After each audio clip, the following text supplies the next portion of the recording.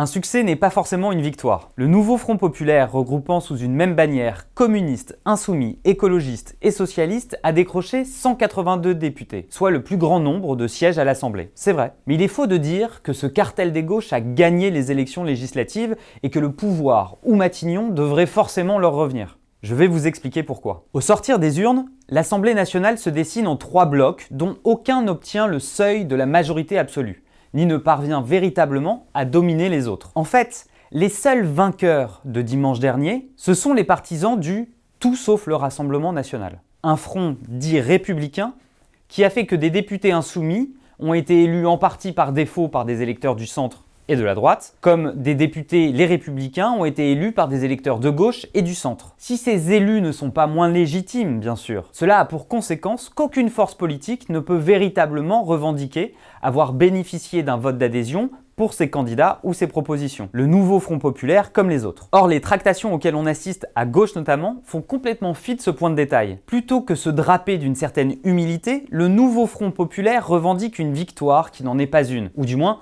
qui n'est pas uniquement la sienne. Chacune de ses composantes, des LFI aux socialistes, allant jusqu'à se frapper le torse pour dire « je suis plus gagnant que les autres » et de droit devrait me revenir le sceptre de Matignon. Ces rodomontades de Marine Tondelier, d'Olivier Faure ou de Manuel Bompard risquent fort d'être vaines pourtant. Qu'importe les accusations de coups de force contre le chef de l'État, les menaces bruyantes de grève et de manifestations, reste une réalité arithmétique que le nouveau Front populaire semble totalement oublier. Parce qu'il n'a pas gagné les élections, il n'a pas de majorité absolue. Vous pouvez compter sur les autres forces politiques pour le lui rappeler, au moyen notamment d'une motion de censure qui ne manquera pas de faire tomber le Premier ministre et le gouvernement que la gauche se sera finalement trouvée. Et ce, jusqu'à ce qu'une majorité plurielle et stable soit enfin trouvée, dépassant les seules frontières de la gauche.